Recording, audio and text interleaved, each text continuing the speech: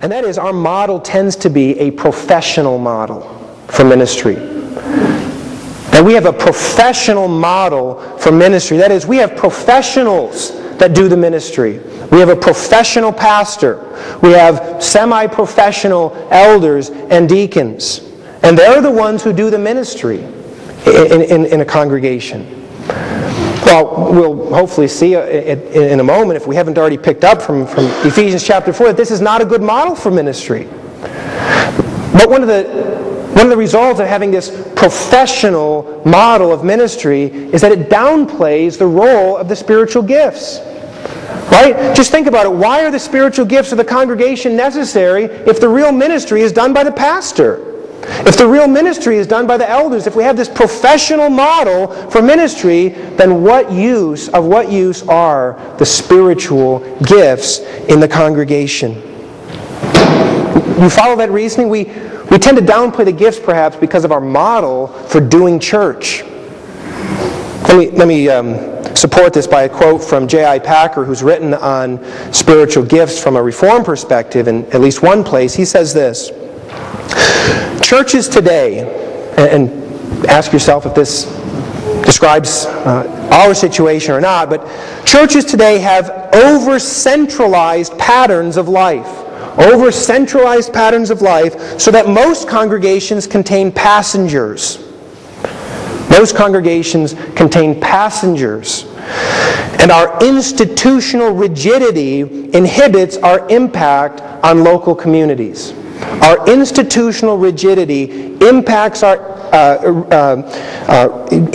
our impact on local communities. You see, because if the ministry really happens by the minister and by the elders, then you've hamstrung the effectiveness of the congregation. Because you've got a handful of people who are expected to do the ministry of the church.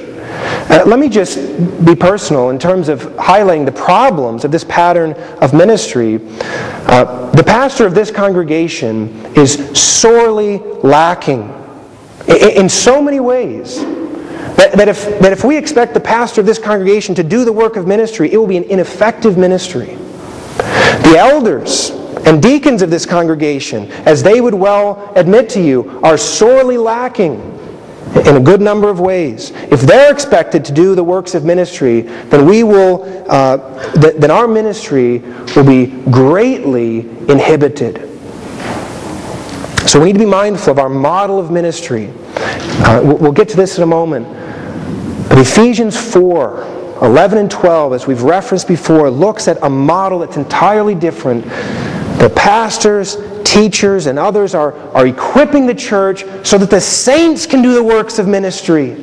Now look what happens. We start emphasizing the spiritual gifts. We start emphasizing the fact that there are more than one or two ministers here, but there are 50 or 60 or 70 or 80 ministers in this congregation. And you see then, spiritual gifts become very important. And the ministry of the church becomes much more vibrant and much more multifaceted and much more effective. So how important are the spiritual gifts? Well, I've suggested that in some churches they are so important that they're put right in the name of the church, charismatic.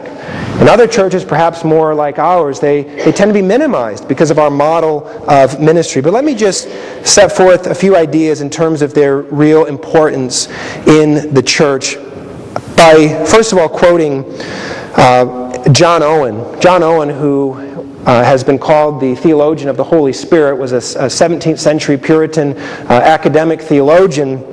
But this is what he says about the importance of spiritual gifts in the church.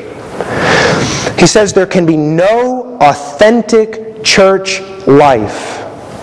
No authentic church life without the exercise of spiritual gifts. Wow, that's pretty important. No authentic church life without the exercise of spiritual gifts. J.I. Packer again says this: without the exercise of spiritual gifts, the church falls into the ditch of formalism and the mire of superstition. You see, without having this a model where the spiritual gifts are important for the entire congregation, he says that the church falls into the ditch of formalism. That is, the congregation just has a formal role in the congregation by coming and attending, but not actually being involved when we downplay the spiritual gifts. Let's get a little closer. Let's get a little personal here. It talks about here no authentic church life. Certainly not suggesting at all that that's the case here. But I would be honest in saying that when we look around us, we look at other churches, is it not a temptation to say, boy, there's a lot of churches that are really vibrant, really active, really authentic, really involved, and we sometimes second guess our own church, don't we? We say, is this really an authentic congregation? Is this really a vibrant ministry happening here? Well, maybe you haven't thought that, but I suspect some of you have. All right? Some of us feel like this church isn't very exciting, but other churches have excitement. Well, what is it that makes one church more vigorous than another?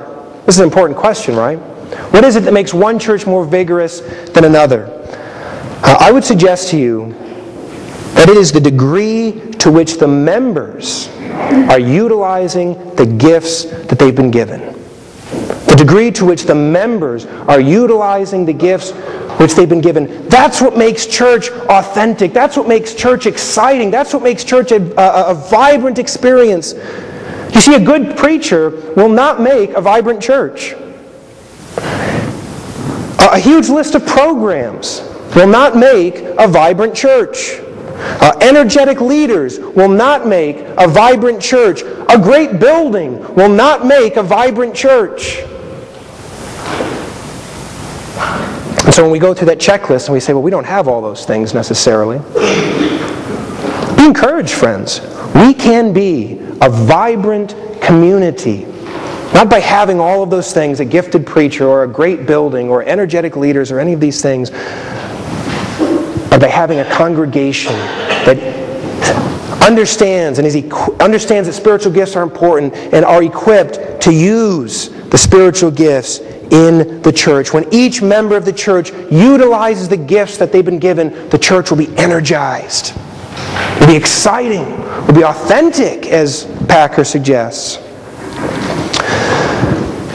I hope that we have a common vision as a congregation, and that is to be a city on a hill. As Jesus says, you are a city on a hill. I hope that's your vision, friends, that this church, let's get real specific here, that this congregation would be a city on a hill. That we would be a church that people would be drawn to. If you share that vision, to be a city on a hill, you need to know that the way that we'll get there is by having an every member ministry mentality. An every member ministry mentality. That's what creates a city on a hill.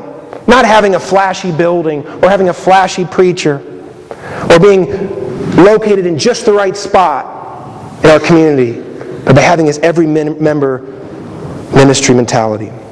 So are the spiritual gifts important? That's the question we've sought to ask here in this first point. Are the spiritual gifts important? They're critical. We cannot be a vibrant community without the exercise of the spiritual gifts. Now we'll see why the gifts are so important as we consider, secondly, a question of definition.